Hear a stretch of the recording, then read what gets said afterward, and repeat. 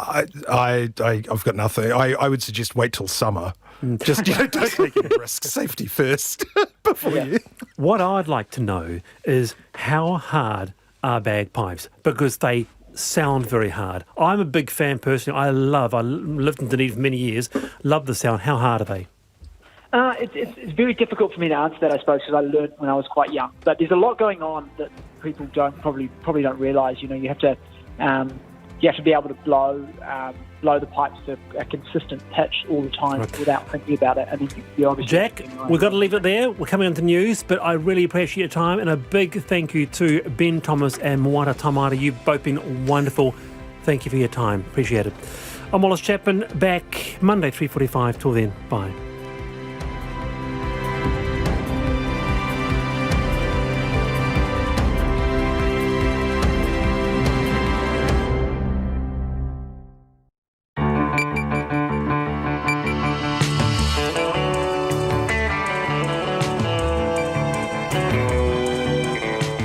Te whakarongo mai koe ki te reo irirangi o Aotearoa. This is Checkpoint on RNZ National. I'm Lisa Owen. Our Haere Akine, school's out for a lesson in saving the planet. Thousands of students strike for climate action. Shambolic is how one rest home owner describes the rollout of COVID jabs. Checkpoint visits a clinic that could be vaccinating 5 times the number of people it currently is. So what's the hold-up? The PM on the temporary ban on returnees from India. When home is a tent, car or park, and winter is approaching. A special report on the housing crisis in Turanganui Kiwa. The Trans-Tasman bubble literally divides Auckland Airport. Plans to ping wayward freedom campers up to $1,000, and it is crunch time for Northland's peanut harvest. RNZ News at 5. Kia ora, ko Susana Leata with DNA. The climate strike protesters shouted down the Christchurch mayor when she met them at the end of the march today. Leanne Dalzell was asked to meet the approximately 500 protesters to accept their list of demands, including free public transport. The mayor was drowned out by chants as she spoke to the crowd. Afterwards, Ms Dalzell said she admired their passion, but their anger is misdirected. What I find incredibly challenging about my role is that so many people misunderstand the difference between the different functions of layers of government. And, the regional council is responsible for our bus system. Don't ask me why, I think it's crazy, but it is. Leanne Dalzell says the council supports free public transport and has made a submission to the regional council calling for this. Epidemiologist Michael Baker insists the suspension of flights from India is not targeted at one particular ethnicity. Almost 2/3 of the COVID-19 cases detected in managed isolation over the last 30 days have come from India. From Sunday, flights from that country will be suspended for 2 weeks. Dr. Baker says it's not a new concept. It's something we've been talking about since December last year, and that was actually in response to the rise of cases from the UK and more infectious variants. So I don't think this measure is being targeted in any way in a prejudiced way towards India or anywhere else. I think it's just based on the numbers. Dr. Baker says many people from high-risk countries face being exposed to COVID just getting to the airport. A Gisborne iwi is aiming to build 125 homes each year for the next 4 years in the region, which is suffering a massive housing shortage. The social housing waitlist is the second highest per capita in the country, with more than 500 families waiting for a home. Gisborne's median house price has hit a record high of $595,000, while its median income is just under $26,000. The social housing manager for Te Aitanga Mahaki, Annette Wehi, says the iwi is offering rent-to-own arrangements to whānau. So it's whānau that have whenua. Some of it is Māori, some of it is general, and it's in their own rohe or villages. So they have the land, but they don't have the means, the funding to build or to relocate homes. So that's where the iwi is coming in to help. Annette Wehi says relocatable homes from Auckland arriving in Gisborne this week. The Tourism Minister wants to see the end of irresponsible camping as part of a proposed crackdown on bad practice. Today, Stuart Nash released a discussion document to seek public feedback on 4 main proposals. They include limiting vehicle-based freedom camping to those certified classified as self-contained, and tougher penalties and fines. Mr Nash says he's heard reports of some freedom campers hiring vehicles, being discouraged from using the toilets on board, and he wants that to stop. The Health Minister has sought advice from officials on the best way to expand pill testing services around the country. MPs rushed through interim legislation before last year's summer break to allow festival goers to check whether their illicit drugs had been laced. Andrew Little has promised to pass fresh legislation before the end of the year, making the move permanent. He says officials are also looking into other ways to improve the service. There was a question about, the workforce, the currently largely volunteer workforce. The question is whether, you do want to turn that into something long-term reliable than a volunteer workforce and kind of charitable donations, and whether we do need something more permanent. The Drug Foundation says funding is required to expand the service. The Department of Conservation says packs of up to 15 feral dogs are continuing to keep outdoor recreation spots in the far north closed. For more than a week, public access has been shut to Twilight Beach Campground and 4 walking tracks between 90 Mile Beach and Te Paki Reserve. The department says while it's not known how dangerous the estimated 4 packs of dogs are, public safety is a top priority. It's 4 minutes past 5. Two-time runner-up Justin Rose could be on his way to his first US Masters title after taking the lead in the first round of competition in Augusta. Rose, who was ranked 41st in the world, finished the round at 7 under par, claiming the first round lead for the 4th time in his career. The Englishman was 2 over par through 7 holes before he turned it around with an eagle on the 8th hole, followed by 7 birdies. Rose says staying calm was key to his masterful first round showing. You can't win the golf tournament today, even with a 65. You can't win it today. You can only probably lose it today, obviously. And I was very aware, being couple over through 7, that things were, didn't hit the panic button yet. But I reset just prior to that, and just thought if I can get myself back around even par, that would be a good day's work. The second round of the US Masters will tee off overnight. The Warriors' assistant coach, Justin Morgan, says Manly's ball handling has let the rugby league side down this season, but he expects they'll have tidied that up ahead of tonight's National Rugby League game. Despite being on the bottom of the points table, Morgan says Manly will be tough to beat and will challenge the Warriors' defence. We're under no illusions that we'll have to bring the minimum of what we brought last week and add a little bit from the week before against the Raiders if we're going to put in a performance and obviously get ultimate prize, which is 2 points. Justin Morgan, and the game kicks off at 8 o'clock. That's the news. Tomorrow morning, neuroscientist Lisa Geneva on the mysteries of memory. John Baker on his hunt for Stalin's wine cellar. Burmese journalist Eamon Tant on the crisis in that country. And John Cochrane on his study of the little penguin Korora. I'm Kim Hill. Join me tomorrow morning on RNZ National after 8. Now the short forecast from Met Service to midnight tomorrow. Northland to Taranaki, including Coromandel, Bay of Plenty, Taumaranui and Taupo. Mostly cloudy with isolated showers. Periods of rain in Northland tonight, spreading elsewhere tomorrow, with isolated heavy falls from tomorrow afternoon. Whanganui to Wellington, including Taihape, and Gisborne to Wairarapa. Cloudy periods, a possible shower or 2 on Kapiti Coast and Wellington. Scattered rain developing tomorrow morning. For Marlborough, Nelson and Buller through to Fiordland, becoming cloudy with isolated showers. Rain developing for Nelson and Buller late this evening, spreading elsewhere tomorrow with heavy falls. Possible thunderstorms in Westland tomorrow. Canterbury, Otago and Southland fine, apart from a few areas of low cloud or fog about coastal areas of Canterbury and Otago. Some rain tomorrow morning, more persistent in Otago and Southland, but becoming mainly fine from the afternoon. And Chatham Islands fine, but becoming cloudy tonight. RNZ National, 7 minutes past 5. Thanks, Susanna. Kia ora, this is Checkpoint ko Lisa Owen Takuingwa. Tonight claims the COVID vaccination rollout is a shambles, and the clinic that could be jabbing 5 times the number of people it currently is. So why so slow? But first, thousands of children have abandoned their classes for the day, all in the name of climate action. School strikes for climate were held in a number of big cities for the first time since September 2019. And in Christchurch, things got very heated. Our reporter Harry Locke and camera operator Samuel Rillstone have this report. Where's our mayor? Where's our mayor? Where's our mayor? Where's our mayor? There was anger and frustration towards the Christchurch Mayor, Leanne Dalzell, before she even arrived to meet the organisers. Tensions didn't much improve by the time she did step out. It's the people who jump into their cars on their own that are really just damaging our environment and not giving us a chance to succeed. So we do need to make sure that we're allowed to go. The truth is that not all the answers are here.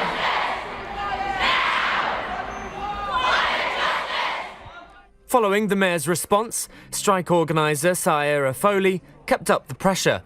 The actions they take now will directly impact our future. We must keep pushing leaders like those here today to do more on climate change and to fight for this better future, because we both know you are not doing enough.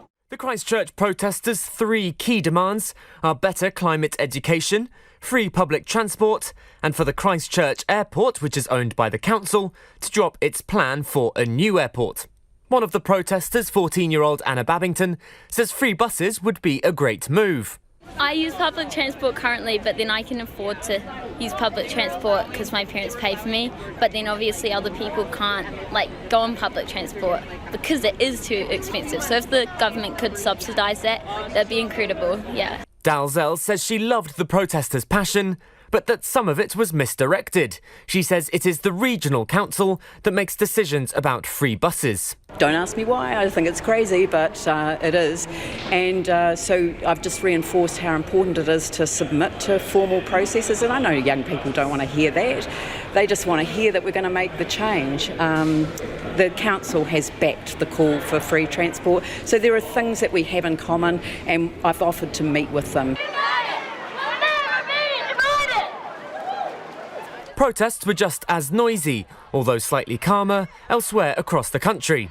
In Te Whanganui-a-Tara, strikers marched to Parliament. Izzy Cook, one of the organisers, says they had their own list of demands. Investing in a just transition to a sustainable future, reducing agricultural emissions, prohibiting the use of fossil fuels nationwide, so phasing them out, getting climate education, honouring our neighbours in the Pacific Islands. It's been over a year and a half since the last school strikes for climate, and despite some pretty shoddy Wellington weather today, many thousands have still turned up here to protest.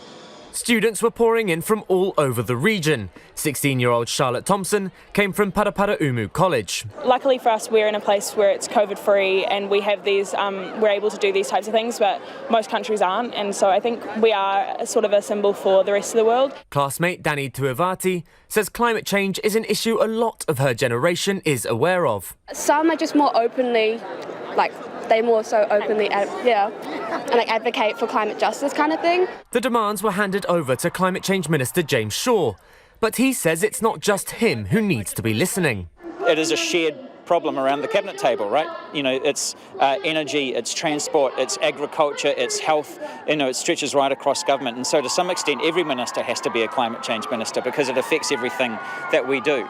I completely accept that the scale and the speed of change isn't yet what it needs to be to turn this ship around. Hundreds of kilometres away, more than 1,000 protesters marched through the centre of Auckland. 15-year-old Christina Sieberhagen is a spokesperson for that protest. We want action. There's a lot of promises, there's a lot of words, a lot of bureaucracy, but we want change, 9 and 10-year-olds Hazel, Lucy, Isla, Juliet and Layla were excited to be joining in the fight against climate change. It's really great. I'm enjoying it and I think it's very great too. Because then you can help the planet, and there's a lot of people out here trying to help the planet, so it's good. The government will shortly begin preparing its response to the Climate Change Commission. With thousands across the country raising their voices today, they will hope the decision makers are listening. For Checkpoint, Harry Locke. And if you were listening to Sam and Harry's piece on radio, we'll put the video up online. There's some great pictures in there, including a dog wearing a particularly clever placard. It is 13 minutes past 5 and you're with Checkpoint on RNZ National. Still to come on the program, a special report on the housing crisis in Gisborne. Shambolic is how one rest home boss is describing the COVID vaccine rollout. Aged care residents and workers are in the priority 2 category and according to the government's own timetable are supposed to be vaccinated about now. Last night on Checkpoint, the Aged Care Association called on the government to give some certainty around dates. Alan Sargent runs 3 Auckland rest homes and says with winter approaching, delays in bureaucracy are putting vulnerable residents at risk. Absolutely shambolic. That's the one word that I could use. It's just the only word that describes what is happening in the industry at the moment. So what makes you say that? Well, first of all, we were given, on the 5th of March, after the February cluster, we were given an email asking for data gathering for our staff, details for frontline health workers so that they can get vaccinated as soon as possible. We only were given 2 days or 3 days to get that information to the DHB. On the 18th of March, the COVID before influenza vaccination was advised that that's what we do from the industry. So we've been waiting and waiting for information from the DHB when they're going to roll out the COVID vaccine. On the 25th of March, I asked for an update and a program. Just give me a date. I don't care if it's April or May. Give me a date so I can then work out what we're doing. Yesterday, still nothing from them, another request. And then finally, we made a decision that we have to give the influenza vaccine before the COVID vaccine. So you say you were previously advised to do it the other way round, the COVID vaccination first and then the flu vaccine. Is that just because of the way they have to be spaced out? Correct. So you need to have, when you have the COVID vaccine, you have to have the second dose 21 days after the first dose, and then you need to wait 14 days before you have the influenza vaccine. At this point, even as of today, even if they start in the next couple of weeks with the COVID before the influenza, we are not going to be able to vaccinate our vulnerable residents with the influenza vaccination until sometime in June. And that is just totally unacceptable. What were your concerns about that, having to wait that long to give them their flu jabs? Well, we're starting to see signs now of temperature drop in Auckland and these coughs and snivels coming through with some of our residents and our staff. And now is normally the time when we would do the influenza vaccination. What has heightened it for everybody in our facility and all of our residents and families is that the Trans-Tasman bubble is about to open, and that increases the risk to our residents of people travelling, coming over from Australia, and they are undetected, and they may bring a flu-type virus with them undetected. So, Alan, were you getting worried that you may not be able to keep your residents safe with the delays and no start date? Yeah, absolutely. You know, one of the biggest things that we have as aged care providers is to look after the vulnerable people that cannot look after themselves. We are the sole protectors of them. So, you know, we need information about how to make good decisions, but it's just not forthcoming. It's absolutely ridiculous. You, as aged care facilities, are in, well, one of the top priority groups. Do you feel like a priority? Not at the moment. You know, we have been told, and one of the interesting things that I found out late yesterday is that there is an Auckland Metro Region rollout by the Northern Regional Health Coordination Centre for Auckland. Now, we were previously told that South Auckland, after the February cluster, was going to be prioritised.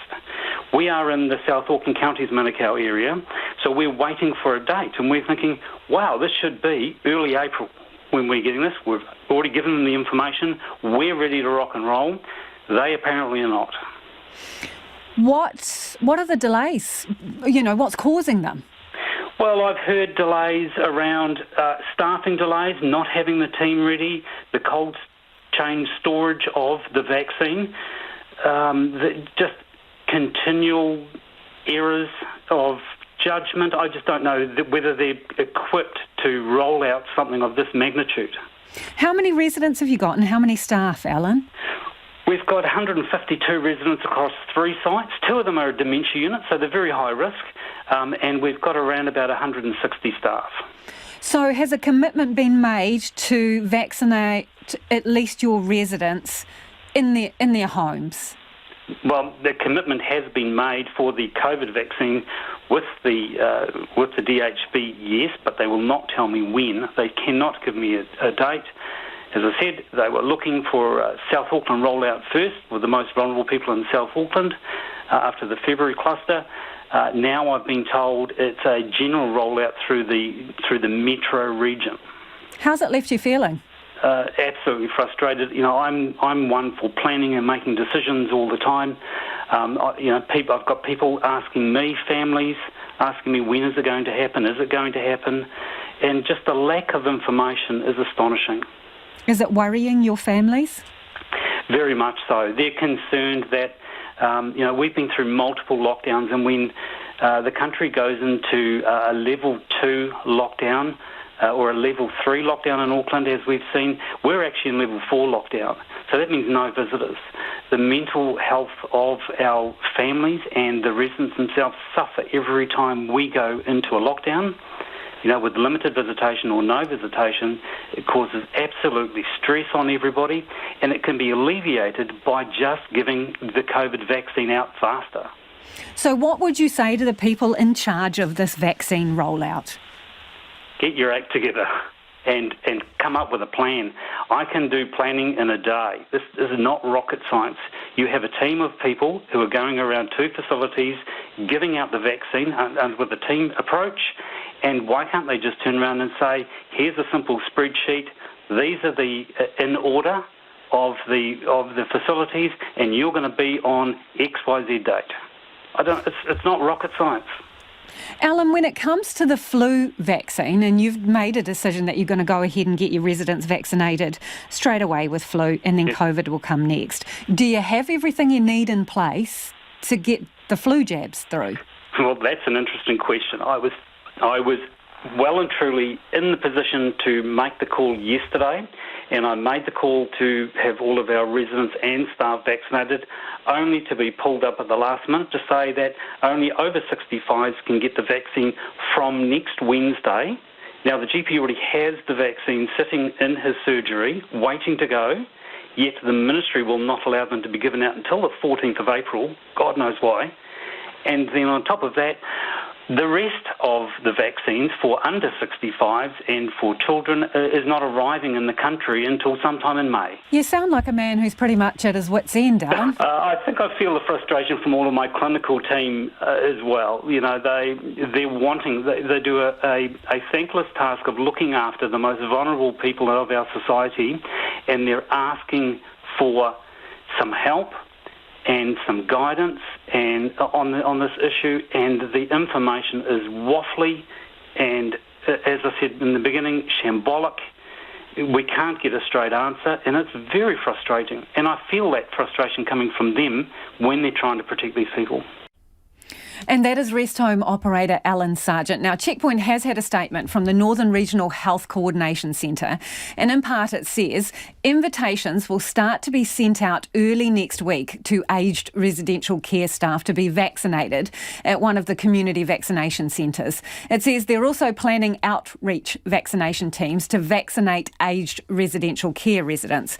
They say we will be starting these vaccinations in the next few weeks. We will be starting in South Auckland, as this was highlighted by the government as an area of priority to reduce the chance of future outbreaks given its location to border access points. They go on to say aged care residential facilities who are at the top of the priority list and can complete flu jabs by 23rd of April should go ahead and do it.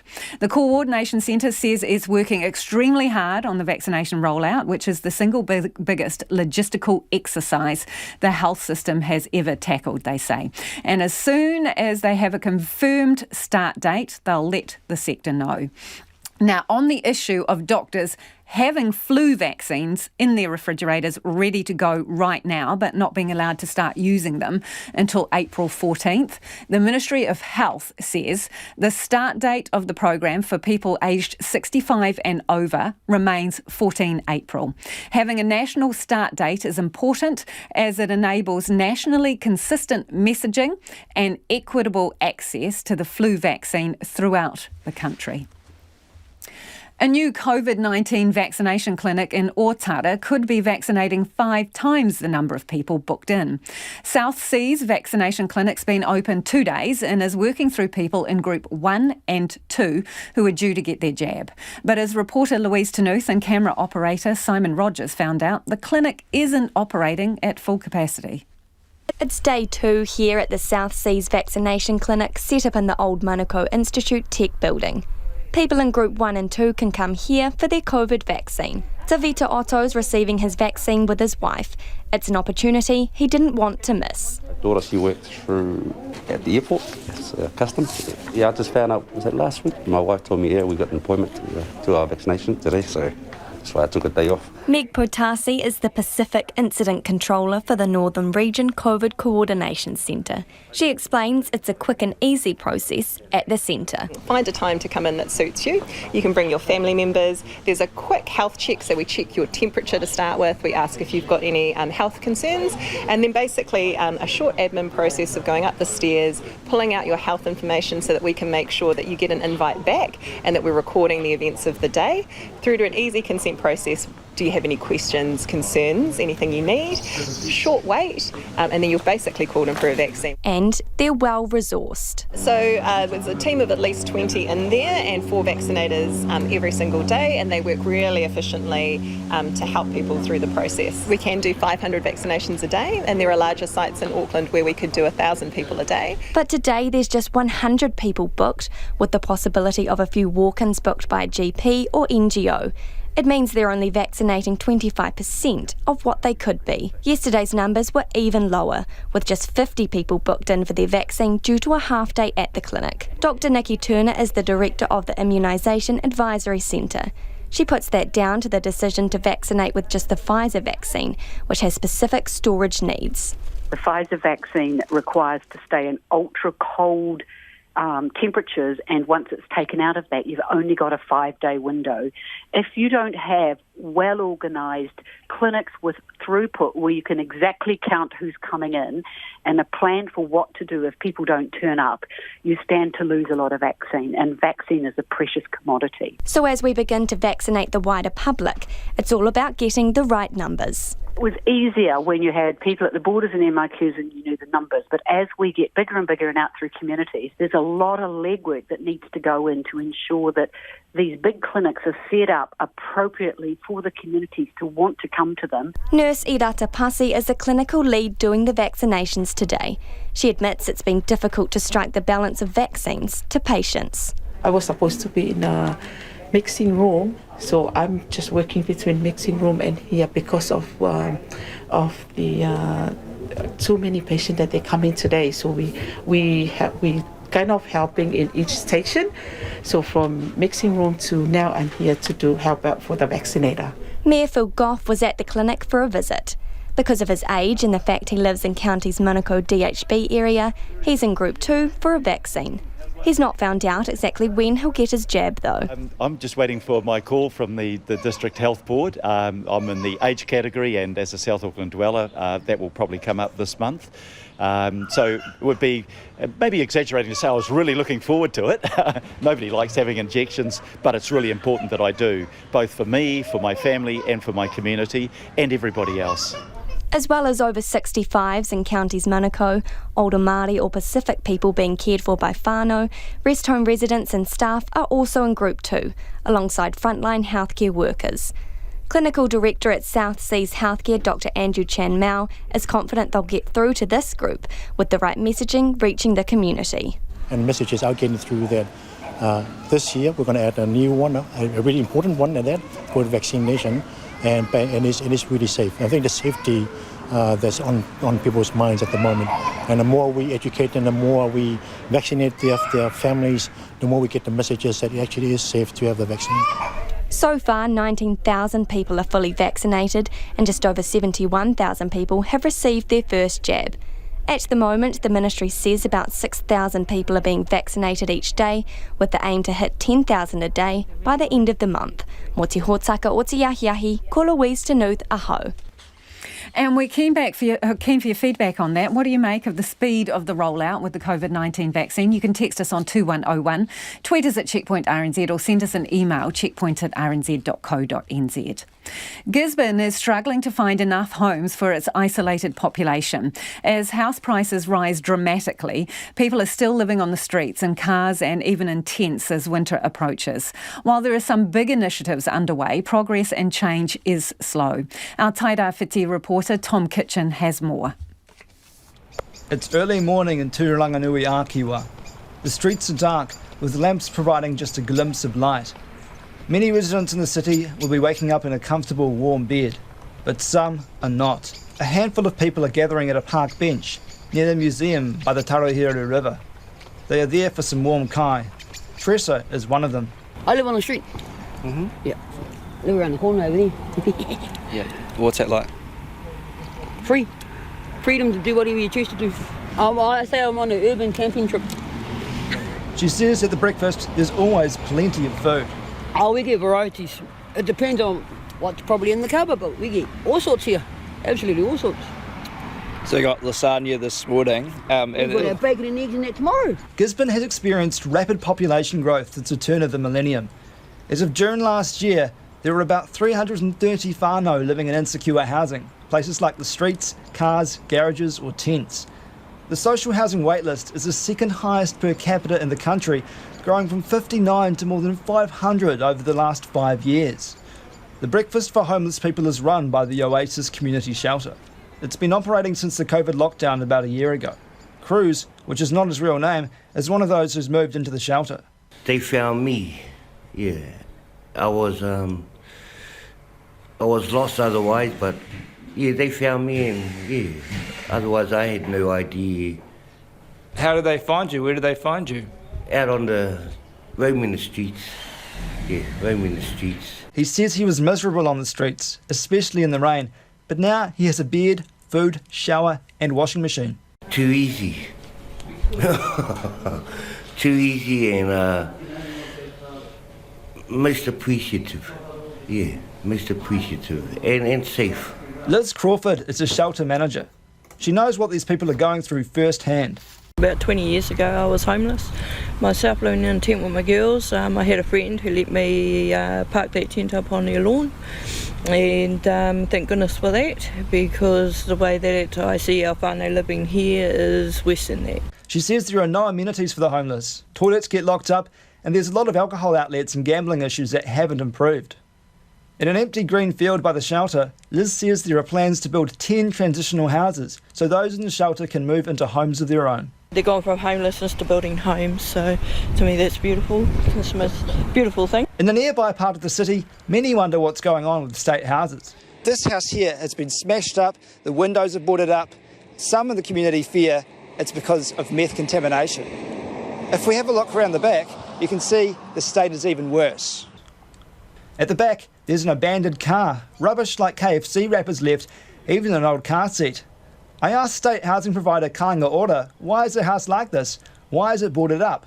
Last year, Kāinga Ora sold the house to the Ministry of Education for a bargain, $180,000. The ministry says the house isn't suitable for tenants and is boarded up because the windows have been removed. It wasn't forthcoming about its plans for the property, saying it was acquired for future education purposes, but can't provide any further details to avoid prejudicing commercial negotiations.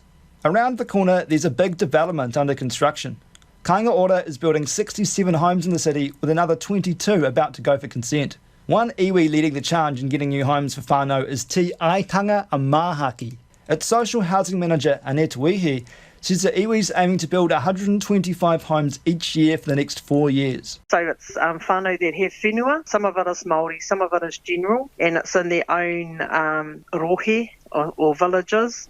So they have the land, but they don't have the means, the funding to build or to relocate homes, so that's where the iwi is coming in to help. It'll be a rent-to-own initiative, with some relocatable homes from Auckland coming to Gisborne this week. It's not getting easier for the deprived. According to the last census, Gisborne has the second lowest median income in the country behind Northland at nearly $26,000. In February, the region reached a new record median house price of $595,000. Mayor Riet Stoltz says the region's growing, but that's not without challenges. Even though it's great for our region to have a property boom, we are seeing more and more need out there. And I know that Kāinga Ora are building currently. There's a lot happening in our place. There are heaps of developments, but we need to work and do more. 6 years ago, Manaki Tairāwhiti was formed to pull together local iwi and cross-sector leaders. Its housing strategy was released 18 months ago, but some say it's been all talk and no walk. Riet Stoltz says it can't be fixed overnight and it might take a decade. There's no silver bullet. It's not a fast process. It will take years. We will not solve it in the next year. Nevertheless, many in Gisborne are facing problems now and they're demanding relief. E tūranga nui ākiwa, mo te hōtaka o te yahiyahi, ko Tom Kitchener-Ho.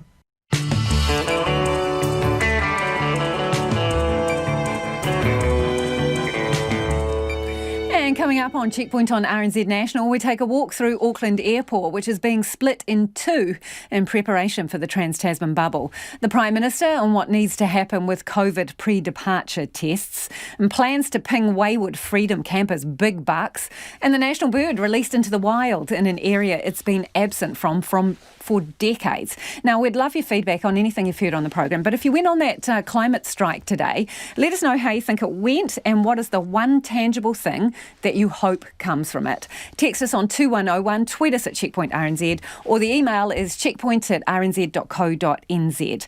Time now for the headlines with Susanna. The climate strike protesters shouted down the Christchurch mayor when she met the 500-strong marchers today. Leanne Dalzell was drowned out by chance as she spoke to them after being asked to accept their list of demands, including free public transport. Afterwards, Ms Dalzell said she admired their passion, but their anger was misdirected. More than 1,000 protesters marched through the centre of Auckland and several thousand in Wellington. Epidemiologist Michael Baker insists that the suspension of flights from India is not targeted at one particular ethnicity.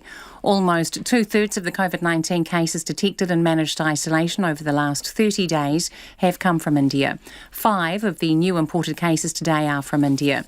From Sunday, flights from that country will be suspended for 2 weeks. A rest home owner claims delays and bureaucracy are delaying the COVID vaccine rollout and putting vulnerable residents at risk. Aged care residents and workers are in the Priority 2 category and should have been vaccinated by now. But Alan Sargent, who runs 3 Auckland rest homes, told Checkpoint the process has been shambolic. Groups in the Gisborne-Tairawhiti region are concerned about the number of people living on the streets in cars and tents as winter approaches. The region has a housing shortage with more than 500 people on the social housing wait list. The Tourism Minister wants to see the end of irresponsible camping as part of a proposed crackdown on bad practice. Today, Stuart Nash released a discussion document to seek public feedback on 4 main proposals around freedom camping. The US President has put forward measures to stem what he called an epidemic of gun violence in the US following several mass shootings. Speaking at the White House, Joe Biden outlined the case for his first gun control measures since taking office in January. Those are the latest news headlines from RNZ National. Our next news and weather update is at 6. Thanks, Susanna. Kia ora anō. This is Checkpoint. Ko Lisa Owen taku ingoa. And it's time for the business news with Nicholas Poynton. Nicholas, so announcement today that Air New Zealand is deferring its capital raise. What's going on? Yeah, so big business news of the day. The key point here is that the government is going to increase how much money Air New Zealand can borrow, and that's as it looks to defer this planned equity raise that it's sort of slated towards late last year. Really, the plan was going to tap shareholders in June for some that hadn't been announced yet. Some analysts were picking that would be anywhere from about $700 million to up to $1 billion. But that's now been delayed until September. The company says it wants some time to really assess the effect of recent developments on its business. That's, the Trans-Tasman bubble, the ongoing rollout of the vaccine, and also the government's extension of the air freight subsidy scheme. But until then, the government wants to ensure that Air New Zealand has sufficient capital, and that's why it's increased the amount that it can borrow by about $600 million, bringing the total of that debt facility to $1.5 billion. It's also worth mentioning that so far in New Zealand has only drawn down about $350 million on that loan so far. But crucially, this is one part of this announcement that maybe got missed, was that the government has actually reduced the actual cost of that loan, the cost of the debt. It's reduced the annual interest rates in some stages because the loan is broken up into two tranches. In one tranche, it's come down by nearly a half. So that's a much more favourable lending terms for Air New Zealand should it choose to draw down further on this. So initially it looked like 7 to 8% and sometimes up to 9%, but buried in the last couple of parts of that press release, it kind of said on average about 3.8%. Was that right, Nicholas? The first tranche would be come down to about 3.5%. The second tranche, depending how deep Air New Zealand goes into this money, would be about 5%, which is still quite high, but a significant improvement from what they were staring down the barrel 12 months ago. And if you remember, a number that was also put out in the market that Air New Zealand was sort of burning about $60 to $80 million a month, but they've now suspended that guidance. We spoke to an aviation analyst today. They said that this situation, this announcement, it really just does make sense for Air New Zealand. By delaying this capital raise, it gives it significant time to actually work out how much money it will need to raise. And he also expects that cash burn rate that will improve substantially in the short term. He's making reference there to the fact that we do have this opening of the Trans-Tasman bubble. Yeah, and that Australia market is a considerable share of Air New Zealand's business. Let's move on to power companies. What's going on here? Yeah, this will be in the interest of investors, and this is for people who do keep an eye out for this sort of thing. They would have noticed that our local share market has been going through a period of volatility really since the beginning of the year, and there's two main contributors to this. One that I've sort of previously alluded to is rising long-term interest rates, otherwise known as a steepening yield curve, but we won't get into too much detail about that because I want to talk about the other contributor, which is our big power companies. There's been a lot of volatility in their share price, especially Contact and Meridian. These are big companies, they're big movers on our stock exchange. When their prices move, it can sort of affect the rest of the market. And these two firms have been buffeted in recent weeks ahead of a revamp of a pair of clean energy investment funds. So these two firms, you think about it, these are big clean energy indexes in which lots of companies from around the world are in them. They invest in companies from around the world. These two firms are in those stocks, but there's going to be a rebalancing, a recalculation of that in about 10 days' time. And that's going to see some big investors sell any extra shares that they don't need. And that's going to add furthermore to the unpredictability we've seen on the NZX in recent months. But we spoke to an investment research firm about this, Morningstar, and their view was investors shouldn't be swayed by these big swings, which is always pretty sound investment advice. Share prices go up, they go down, but it always comes down to the fundamentals. If you are looking to invest, you should be paying attention to the revenue, the profit, the comments around what their plan is to grow their business. The firm did also make the point that they believe our market is overvalued at the moment, but believes there are some stocks out there that are underpriced. And it points the finger at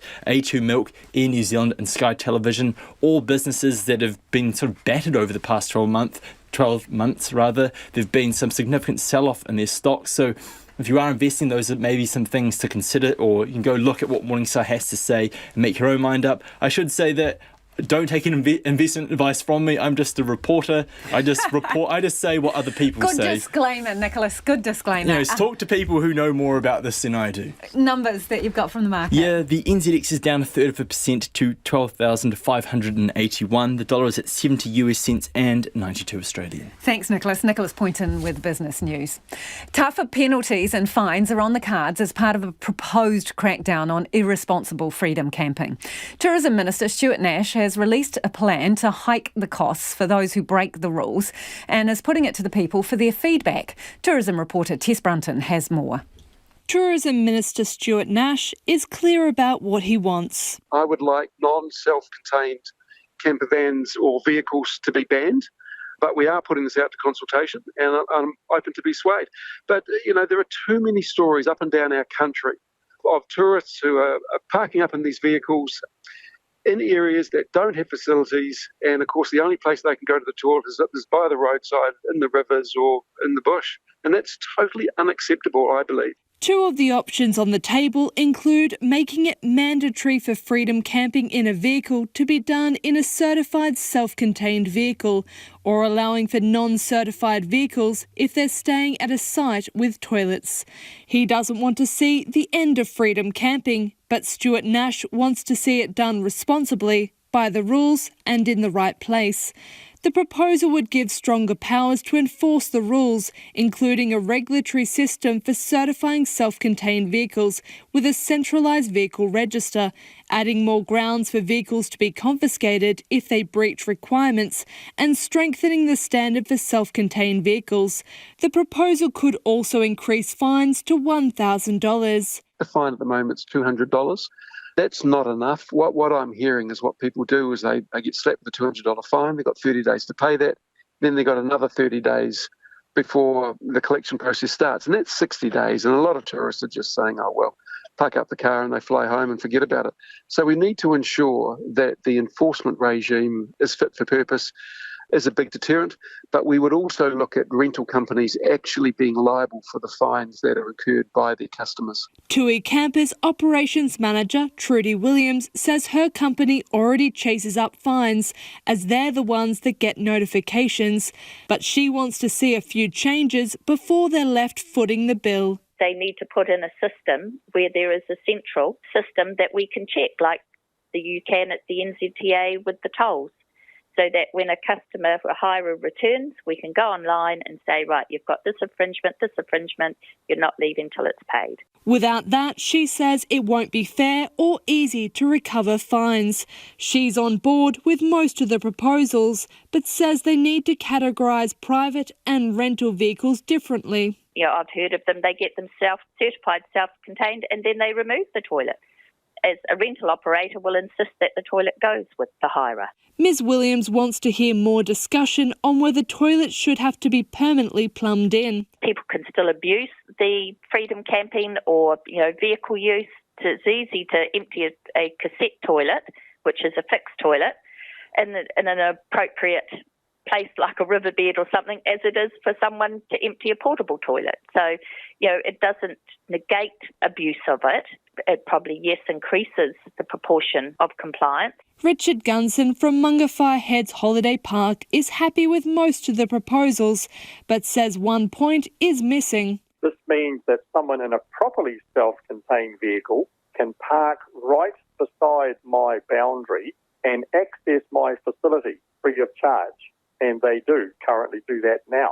We would like to get some protection from the thievery that goes on. Overall, Tourism Industry Aotearoa Chief Executive Chris Roberts is pleased with the proposals. There are some very well-intentioned measures in here, and they may well be the right measures, but they all need to be tested very carefully, because what we don't want is unintended consequences from a well-meaning measure.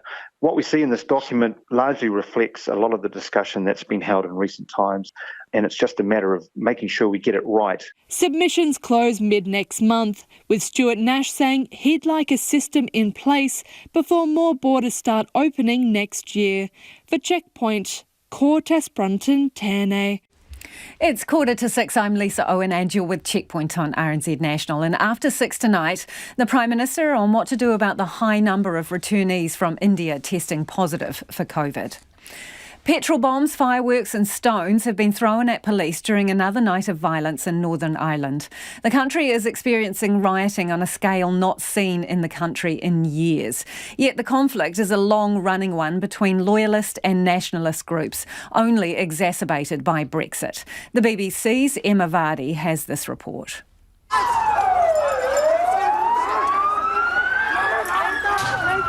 On an already febrile situation, now more fuel on the fire.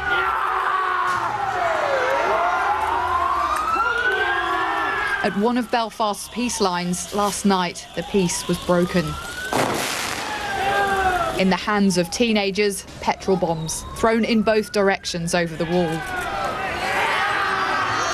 Each evening, gates are locked to keep the mainly Protestant and Catholic communities apart. Now forced open, rammed by cars and battered closed by police, amidst a running battle between crowds on each side. It's hard to control. Mobs of kids, when they see one side doing it, they're joining in. Who's encouraging it? The loyalist politicians are doing it. Why? Because they got Brexit in and it's not working. So it'll take months and months now to repair the damages community-wise, if it ever is repaired. As the fighting continued between Belfast's Shankill and Springfield Road, local priests tried to warn young people of the danger, themselves in harm's way. The to and fro attacks, which lasted over an hour, have just been interrupted by the arrival of this line of police Land Rovers who pushed the crowd back from this side of the peace wall. Earlier, on the other side of the wall in the Loyalist Shankill Road, a bus was hijacked and set alight. The disorder last night was at a scale that we have not seen in recent years in Belfast or further afield. The fact that it was sectarian violence and there was large groups on both sides of the gates at Lanark Way, again, is something that we have not seen for a number of years. In Loyalist communities, who are staunchly British, there's a backlash over the Brexit deal, which sets Northern Ireland apart from the rest of the UK. So whenever I got here, the police... 19-year-old Joel was himself arrested in a riot over Easter and released without charge. He tells me he was looking out for a friend. But many who have become involved are even younger. Why do you think this is happening? I don't think young people really understand the details in terms of the Irish sea border and stuff. I think what they're being told and what they're seeing reflected in the media is that Sinn Féin are winning, the Republicans are winning, and that our identity is under attack. And when they hear those words, when they hear that stuff, and then they're told, all right, and the way that you can help is by going out there and throwing bombs, sticks and stones at people, they're more than willing to do so. People will say, why were you there in the first place? Wouldn't it have been better to just go home? The fact is, someone I cared about was in trouble, and I don't think that that's anything that someone can sort of blame me for or accuse me of wrongdoing. And that report was by Emma Vardy in Northern Ireland. Across Europe, vaccination programs are being overhauled due to concerns about the AstraZeneca vaccine causing very rare blood clots. The UK has already announced it will offer young people an alternative jab due to such risks, and other countries are going even further. The ABC's Linton Besser has this report. Italy has joined France, the Netherlands and Germany in restricting the age of people it will vaccinate now with the AstraZeneca vaccine, following confirmation that blood clotting is a potential side effect of the drug. The announcement by the European Medicines Agency and a further decision by the British drugs regulator to offer alternative vaccines to younger Britons had an immediate global impact yesterday. The head of Spain's drug regulator, Maria Lamas, announced use of AstraZeneca would be restricted. In Spain, up to last week, we've had a total of more than 12 cases of blood clots, she said, out of more than 1.7 million doses, and almost all of them in women younger than 55. The Health Minister, Carolina Darius, said the immunisation program would be overhauled to accommodate the decision. The vaccination strategy will now pivot, she said, and AstraZeneca will only be used to inoculate people aged over 60. Across Britain and Europe, health authorities fear the news will dent people's confidence in vaccines in general. EU spokesman Stefan de Kirchmacher said the transparency of the drugs regulation and its strict monitoring should instead instill confidence. The issue of trust is extremely important. We want to avoid, of course, a vaccination hesitancy, and this is one of the reasons why from the beginning the development of the vaccines are closely followed by our colleagues from the European Medicines Agency that closely follow the effectiveness and the safety of these vaccines. And so this assessment, this serious assessment by an independent agency allows us to build the trust of the citizens. In Britain, one of the 19 people who died of a blood clot following an AstraZeneca vaccination was the solicitor Neil Assels. But his sister, Alison, has urged people to continue to trust the public vaccination program. As a pharmacist, I understand about pharmacovigilance processes, the balance of risks and benefits with absolutely every medicine that you take, and the vaccine is no different. I still strongly believe that for the greater good of the population and to save the maximum number of lives that we can with this pandemic, that people should go ahead and have their vaccine. The Health Secretary, Matt Hancock, has today assured the country that the UK remains on track to vaccinate all adults by July the 31st, even with the new age restrictions in place. and reminded the public the risk of clotting after receiving the AstraZeneca vaccine was no greater than after taking a long-haul flight. Linton Besser reporting. And back home, Wairarapa Hapu is overwhelmed by the support for their crowdfunding campaign for $500,000 to buy back some of their whenua.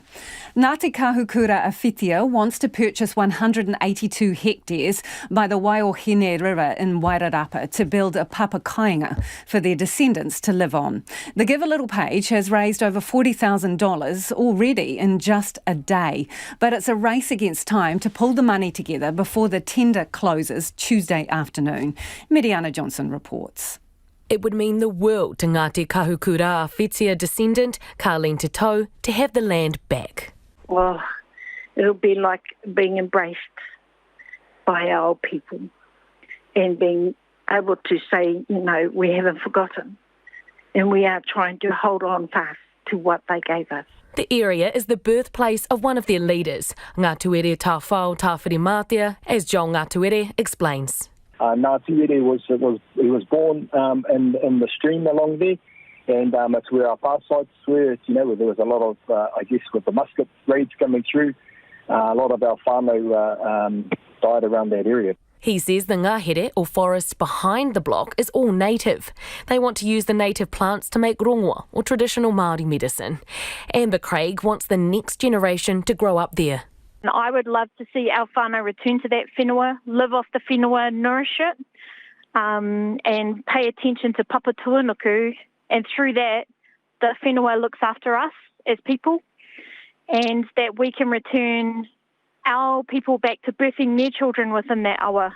But they have a challenge ahead of them. The whenua is up for sale for $1.5 million, and the hapu don't have much money of their own.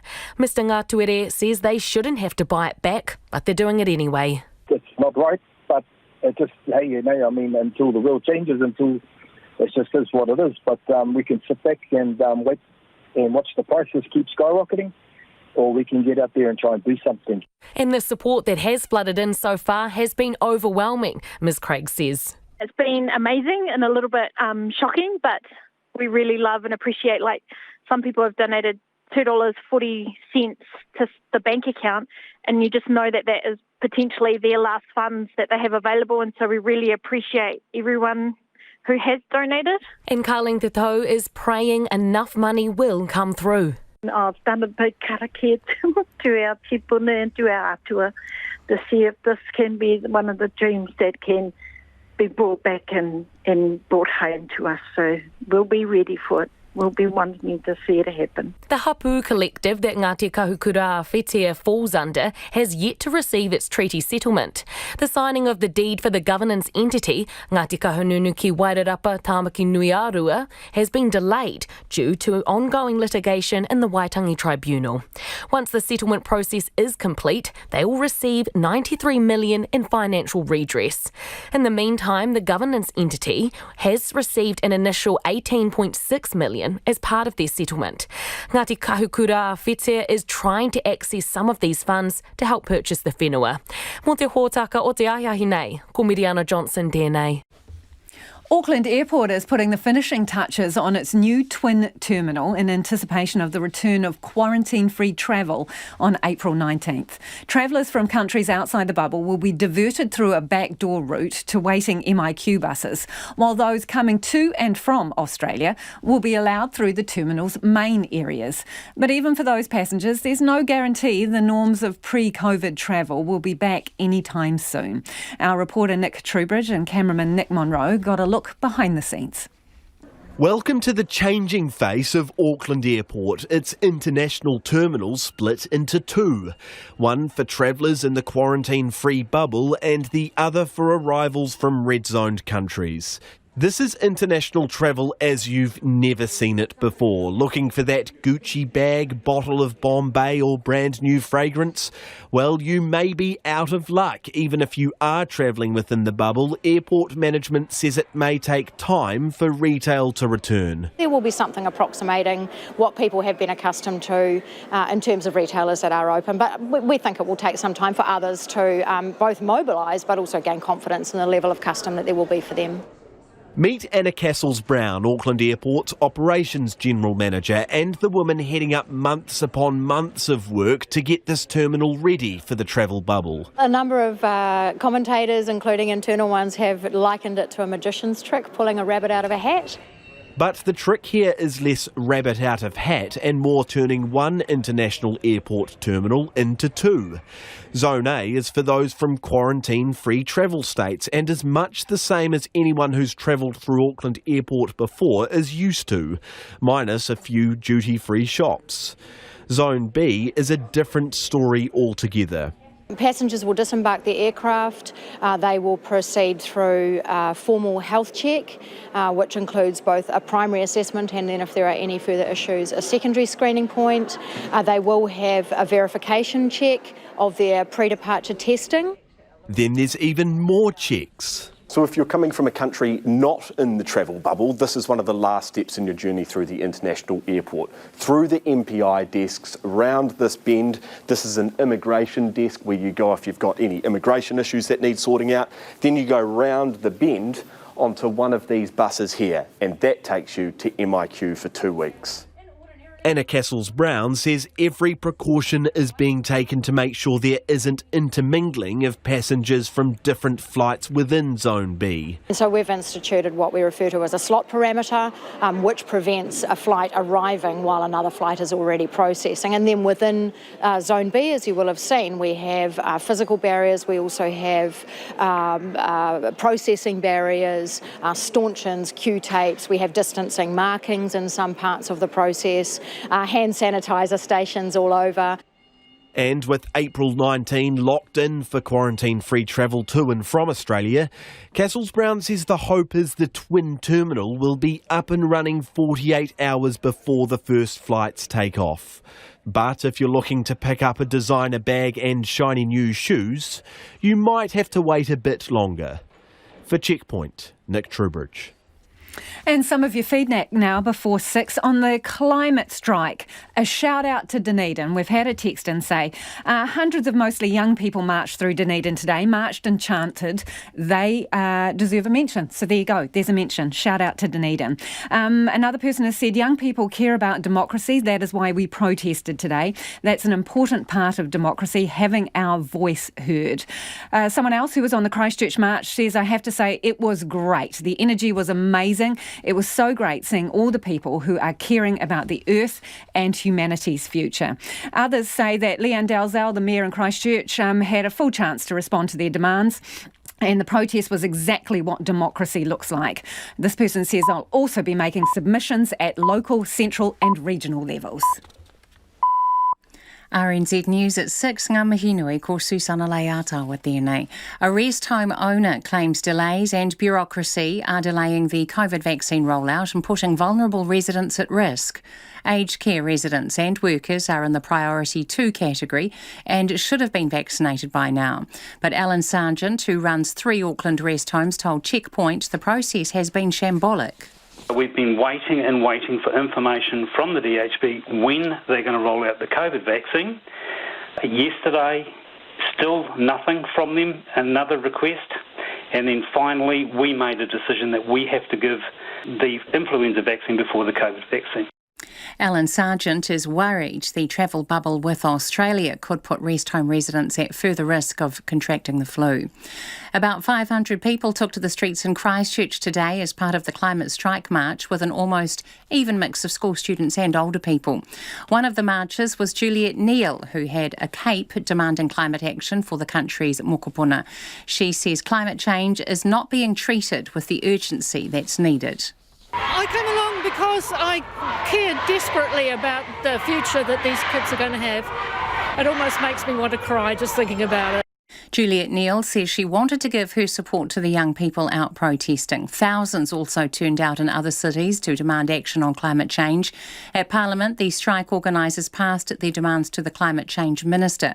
The demands include completely phasing out the use of fossil fuels. The Mayor of the Queenstown Lakes District is applauding proposed new rules to promote responsible camping. The Tourism Minister, Stuart Nash, today released proposals aimed to improve freedom camping, protect the environment and remove unfair burdens on locals. The Mayor, Jim Bolt, hopes they will make a difference. Hats off to the Minister for addressing this. It has been a sore point around New Zealand for a number of years. It was a major issue here a few years ago before we changed our bylaws. The proposals include limiting freedom camping to vehicles certified as self-contained, strengthening the standards for the vehicles and tougher penalties and fines. Groups in the Gisborne-Tairawhiti region are concerned about the number of people living on the streets in cars and tents as winter approaches. The region has a housing shortage with more than 500 people on the social housing waitlist. Our reporter Tom Kitchen has more. While there are some big initiatives underway, progress and change is slow. 6 years ago, a group called Manaaki Tairawhiti was formed to pull together local iwi, community and health leaders and government agencies. Its housing strategy was released 18 months ago, but some say it's been all talk and no walk. Gisborne's Mayor, Riet Stoltz, says the housing shortage can't be fixed overnight, and it might take a decade at the least. Gisborne has the second lowest median income in the country of just under $26,000, while its median house price is $595,000. Called Tom Kitchener home. The US President has put forward measures to stem what he called an epidemic of gun violence in the US following a number of mass shootings. Speaking at the White House, Joe Biden outlined the case for his first gun control measures since taking office in January. Every day in this country, 316 people are shot every single day. 106 of them die every day. This is an epidemic, for God's sake. President Biden also outlined steps to halt the spread of homemade weapons that can't be traced by the authorities and called for rules on the use of modifications which in effect turn pistols into rifles. The co-manager of Project Maunga, an initiative to restore bird life to Mount Taranaki, says the release of kiwi to the Kaitaki range today is massive. Kaitaki is the oldest of the 3 volcanic cones in Te Papakura or Taranaki and forms the northwestern boundary of the national park. Sean Zilches says kiwi had disappeared from Kaitaki. First kiwi to be released onto Kaitaki, first that we know about. They haven't been here for a long time. Decades is my understanding. So, yeah, today is massive. Sean Zilches says the fact kiwis could be released at all is tribute to the work put in by the Kaitaki Ranges Conservation Trust over a decade. 6 kiwi were translocated today and a further 3 will be released next week. It's 4.5 minutes past 6. The Black Ferns Sevens team won't attend the 2 World Series tournaments in Paris next month. The tournaments are the only World Series events before the Tokyo Olympics, and it means the Black Ferns won't play the likes of England, France and the United States before the Games. Instead, Black Fern Michaela Blyde says the team is planning to play Australia in Australia next month, with hopes a Pacific Island travel bubble could open up games against Fiji. The Warriors prop, Aidan Fona-Blake, will miss tonight's NRL game against his former side Manly as he recovers from a knee injury which could be season-ending. A full diagnosis of Fonua-Blake's injury has been slow to surface. However, reports out of Australia today say the injury is worse than first thought and could rule him out of the rest of the season. Warriors assistant coach Justin Morgan says the club is taking a philosophical approach to their growing casualty ward. A lot's been said about the injuries, but to be really honest, as coaches, we've just shrugged our shoulders and said, well, that's footy. Injuries are part of it. Would you like to have them? No, but it's a little bit like when the rain falls out of the sky. You just have to learn to get by. The Warriors kick off against Manly Sea Eagles at 8 o'clock. That's the news. Tonight on Nights, Country Life goes to Golden Bay, the heart of Kiwi tequila country. Tim Dodd celebrates the 10th birthday of Sistema Aotearoa. South Auckland's answer to the Venezuelan music method, bringing classical music to children who can't usually afford classical instruments. Because the first one of the human voice was made on this day in 1860, we have a sonic tonic dedicated to recording. So, of course, every track's a winner on Nights after the news at 7 on RNZ National. Now the short forecast for a Met Service to midnight tomorrow. Northland to Taranaki, including Coromandel, Bay of Plenty, Taumaranui and Taupo. Mostly cloudy, isolated showers. Periods of rain in Northland tonight, spreading elsewhere tomorrow with isolated heavy falls from the afternoon. Whanganui to Wellington, including Taihape and Gisborne through to Wairarapa. Cloudy periods, a possible shower or two in Kapiti Coast and Wellington. Scattered rain developing tomorrow morning. For Marlborough, Nelson and Buller to Fiordland, becoming cloudy with isolated showers. Rain developing for Nelson and Buller later this evening, spreading elsewhere tomorrow with heavy falls. Possible thunderstorms in Westland tomorrow. Canterbury, Otago and Southland fine, apart from a few areas of low cloud or fog about coastal areas of Canterbury and Otago. Some rain tomorrow morning, more persistent in Otago and Southland, but becoming mainly fine from tomorrow afternoon. And Chatham Islands fine, but becoming cloudy this evening. RNZ National, it's 7.5 minutes past 6. Thanks, Susanna. If you're just joining us, this is Checkpoint and I'm Lisa Owen. The Prime Minister wants quality assurance on pre-departure tests from countries where New Zealanders are flying in from. A 2-week travel suspension comes into force on Sunday for flights arriving here from India. There are around 100,000 cases being recorded there every day. There are 6 new cases in managed isolation here today. 5 of those are from India, adding to the 17 recorded yesterday. Jacinda Ardern says the government needs to be sure people travelling here are safe along the way and that the pre-departure testing process is robust. I asked the Prime Minister what happens to those flying in from India who arrive here before the suspension kicks in.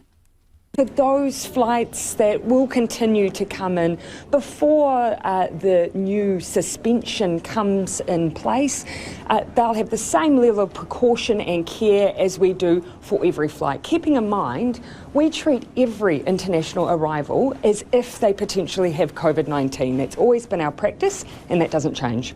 Will you look at moving those passengers into a specific facility and keeping all passengers from high risk in one hotel? As I say, we treat everyone as if they may have COVID. Everyone is screened, and so if someone is thought on arrival to potentially have COVID, they may be screened to go into our quarantine facility straight away. We then undertake our day 0 testing that provides confirmation of whether anyone further needs to go into quarantine. But we already have mechanisms we're confident in to deal with anyone coming in from either low or high risk countries appropriately. What percentage of passengers on those flights from India are testing positive? We've had raw numbers, but do you know what percentage? I would need to get an updated figure for you. What I do know is over the last 2 weeks we've had over 60 passengers who have come in from India who have tested positive for COVID-19. My recollection is that we have roughly 90 active cases at the moment, so as a proportion you can see it is relatively high.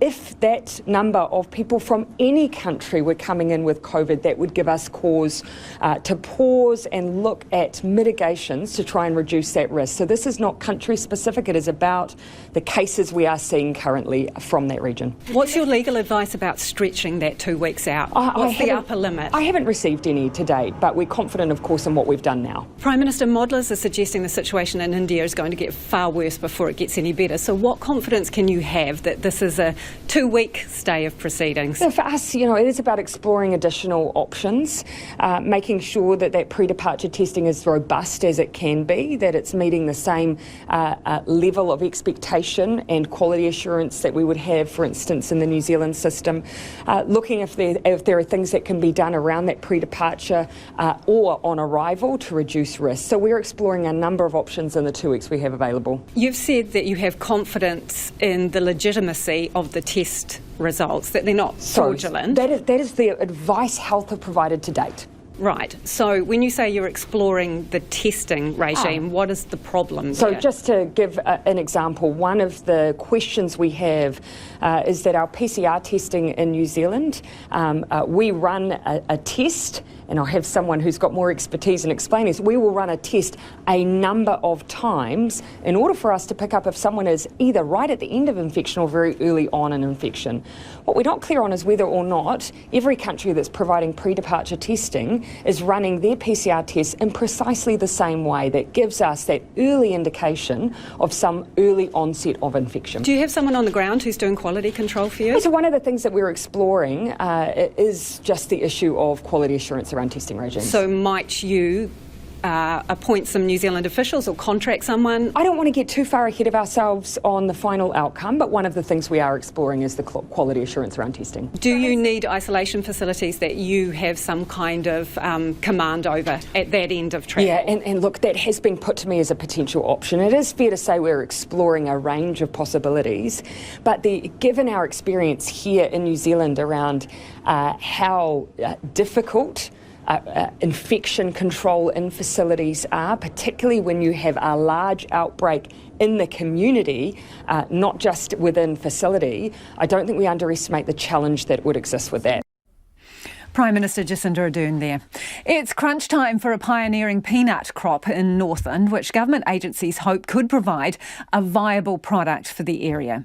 The Ministry for Primary Industries has teamed up with the makers of Pix peanut butter to trial growing peanuts near Dargaville. The hope is to create a totally homegrown peanut product, a perfect addition to toasts across the country. Today was harvest day for the trial crop, and our reporter Nita Blake-Person went along for a look. Most people know the Kaipara region as Kumara country, but things are changing up here. While in recent years there's been a lot more dairy, things are now starting to look downright nutty. My vision would be that we see quite a few hectares planted, sown and yielded, and we've got some infrastructure up here, and we've got an alternative cropping option for the folk in North Farms in Northland. Declan Graham from Plant and Food Research has his hands full with bunches of peanut plants. They're the culmination of months of hard work. They're a good size, and I think they're going to make a good snacking nut as well as a peanut butter product. At a pub near you? With a little bit of chilli in it as well, yeah. Today, Declan's working with local farmers and staff from Kaipara Kai and farmlands to see whether their dream to get Northland peanuts off the ground could become a reality.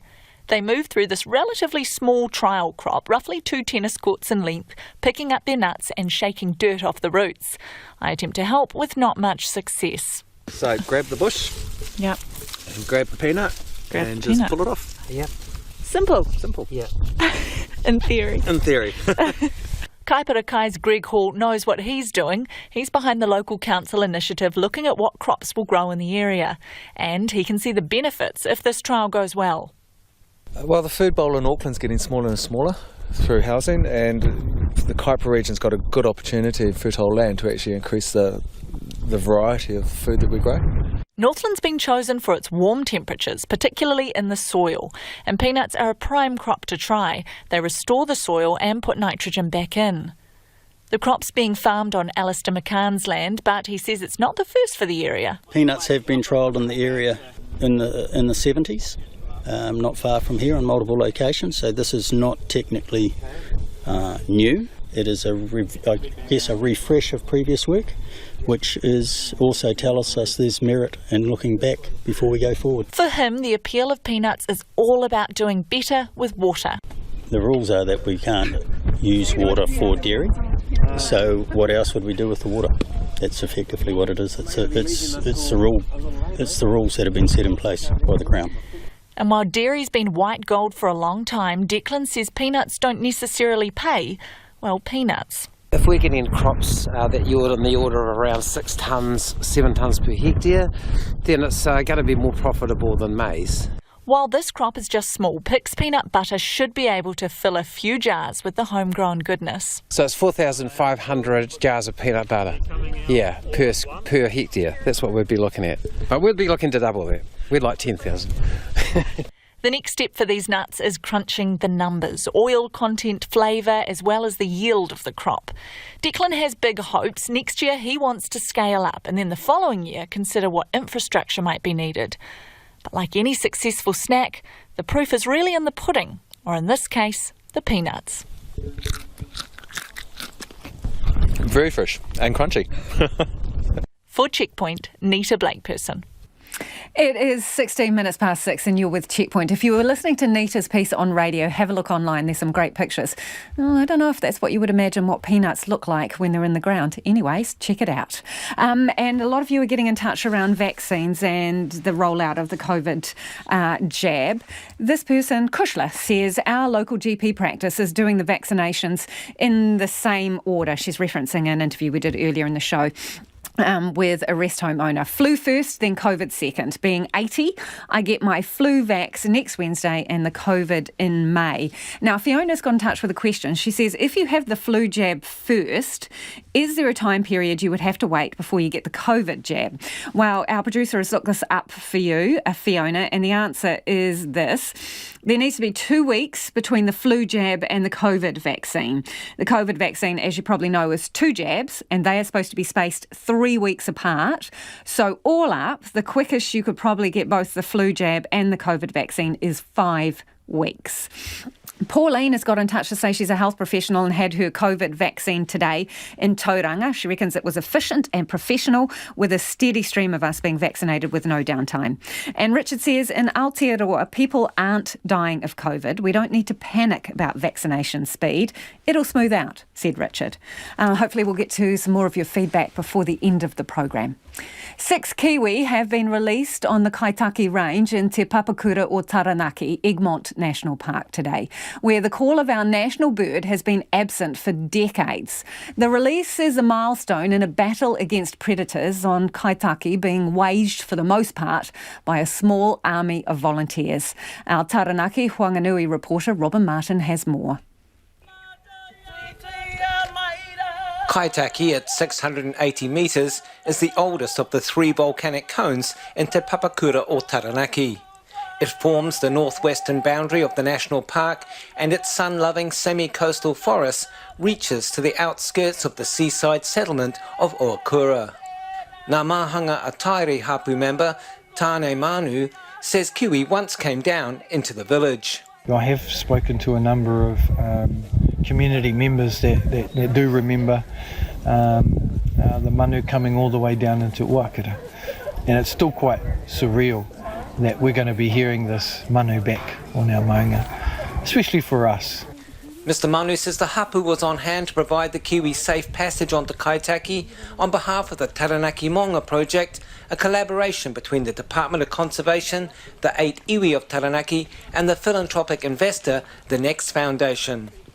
Co-project manager Sean Zelchis says its work has been built on a decade of hard graft put in by the local Kaitaki Conservation Trust. 4 years ago, our team, Taranaki Monga Project, came along and really have just helped to amplify their efforts to the point today where we've got stoat and ferret control right across Kaitaki, and we've achieved a reduction in pests to a point that the department allowed us to release these kiwi.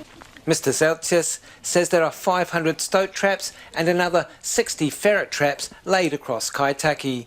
He says about 100 local volunteers go beyond the call of duty, keeping them cleared.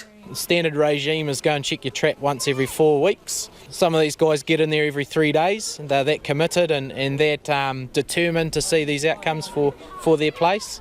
So incredible individuals, and the trust, it's all volunteer time. It's vets, it's teachers, it's mums and dads and young families that get out there and do this. Toby Shanley is the project manager for the Regional Council initiative towards predator-free Taranaki. It's helped deploy about 15,000 traps across the province and killed close to 37,000 pests. Mr Shanley says the kiwi release on Kaitaki is a significant milestone. It's a step along the way. Every step we take to controlling predators allows us to possibly bring another species back that's struggling with the threat of predators. So yeah, it's another step along the way, and it's an important step to be able to bring kiwi back to the Kaitaki area. The birds released today came from the Rotukari Scenic Reserve, a 230-hectare predator fence-enclosed forest and wetland near Eltham. Trust Chairman Mike Warren says the community-based organisation has recently begun translocating kiwi out of the reserve. It was one of our aims at any time to have enough birds that we would have a surplus to give them to other places. So that's what's happening today. One of the kiwi today has been named Simon Collins in tribute to the Rotakare site manager who died during a sudden medical event 3 weeks ago. 3 more Kiwi are due to be released onto Kaitaki next Wednesday.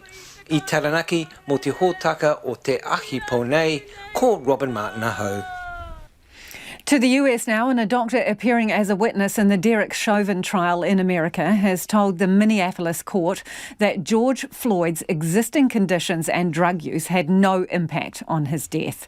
The evidence directly refutes the former police officer's defence. CNN's Sarah Sidner has been in court. That's the moment the life goes out of his body. I do. Today, the prosecutor's expert medical witness did not hold back. Mr. Floyd died from a low level of oxygen, and this caused damage to his brain that we see, and it also caused a PEA arrhythmia that caused his heart to stop. The world-renowned expert on breathing and lungs, Dr. Martin Tobin, pointed to the officers' actions, saying George Floyd died because the officers created a scenario in which Floyd's lungs were put into a vice-like grip. It was almost to the effect as if a surgeon had gone in and removed the lung. Not quite, but along those lines. Dr. Tobin said 4 things caused Floyd to stop breathing, including Floyd's position on the concrete, allowing no room for his lungs to expand. You mentioned several reasons for Mr. Floyd's low oxygen. You mentioned 1, handcuffs and the street, right? Correct. You mentioned knee on the neck. Yep. Prone position. Yep. And then the knee on the back, arm and side. Were those the 4? Yep, these are the 4. The doctor also testified about whether drugs were the culprit that killed George Floyd, as former officer Derek Chauvin's attorney has suggested. To that, Dr. Tobin said Floyd had not taken a proper breath for 9 minutes and 50 seconds when paramedics finally got a breathing tube in him. And by that point, carbon dioxide in Floyd's body had reached lethal levels. What's the punchline? The significance of all of that is it's a second reason why you know fentanyl is not causing the depression of his respiration.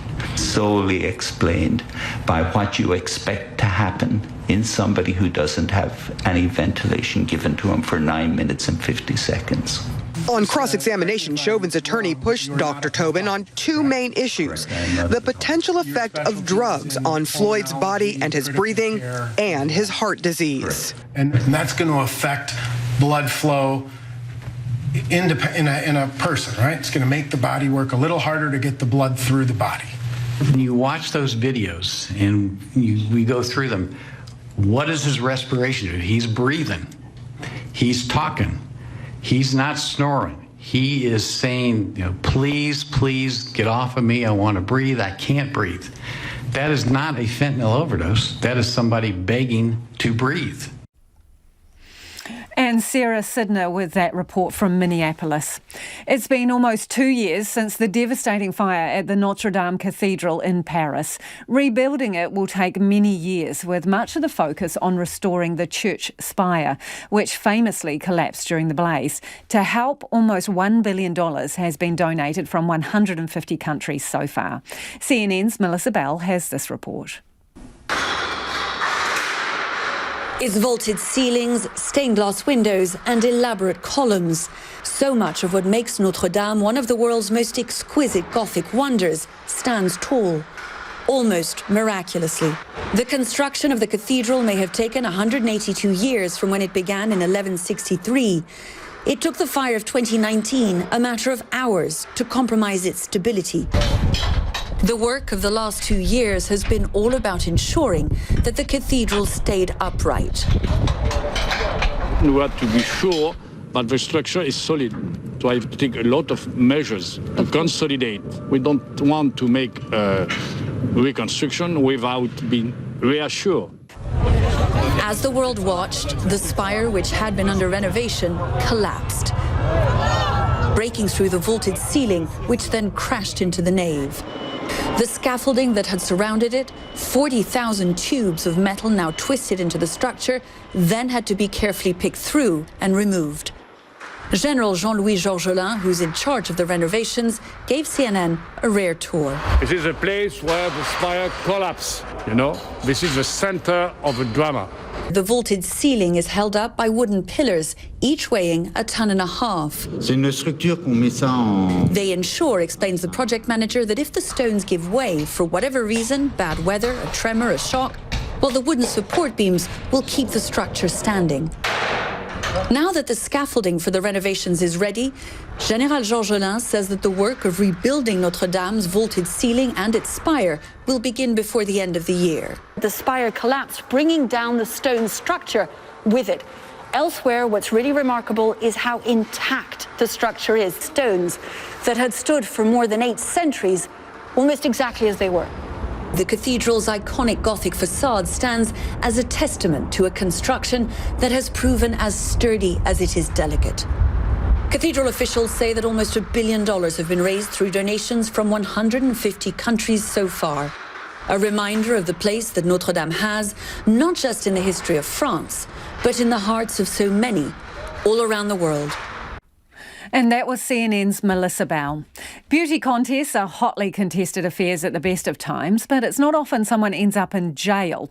It's even rarer when that person is the reigning Mrs. as opposed to Miss World. But that's what's happened following this year's Mrs. Sri Lanka contest. The BBC's Electra Naismith explains. It was all going so well, and Pushpika De Silva looked radiant as the pageant winner was announced and the reigning Mrs. World crowned her Mrs. Sri Lanka 2020. But then, an unexpected turn. There's a rule that you all have to be married and not divorced. So, I'm taking my first step saying that the crown goes to the first runner-up. The carefully choreographed ceremony descended into chaos as the newly crowned winner was swiftly decrowned by a clearly put out Caroline jury. The elegant headwear was yanked away, instead being handed to their very tearful first runner-up, all watched by stunned spectators. Pushpika De Silva gracefully left the stage, like a true beauty queen. But it didn't end there. She was taken to hospital, suffering, she said, from head injuries. She asked Mrs. World to apologise, but when she refused, the almost Mrs. Sri Lanka filed charges. I can forgive, she said, but not forget. Still, all's well that ends well. The competition's organisers have reinstated Pushpika De Silva, who insists she's merely separated and most definitely not divorced, as the contest's rightful winner. As for Mrs. World, Caroline Jury has been released on bail. And that report from the BBC. Some more of your thoughts before we head off for the weekend. Lynn in Tauranga's got in touch about our interview with Alan Sargent, who's the CEO of 3 rest homes.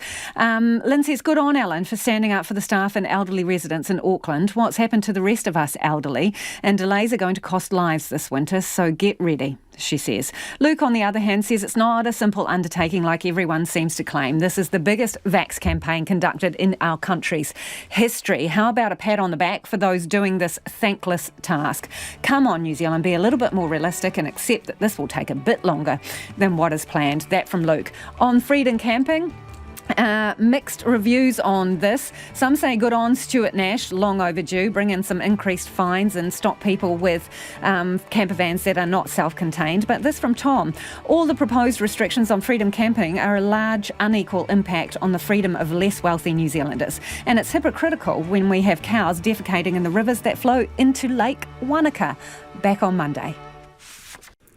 RNZ News headlines at 6:30. A rest home owner claims delays and bureaucracy are delaying the COVID vaccine rollout and putting vulnerable residents at risk. An epidemiologist insists the suspension of flights from India over the number of COVID-positive returnees is not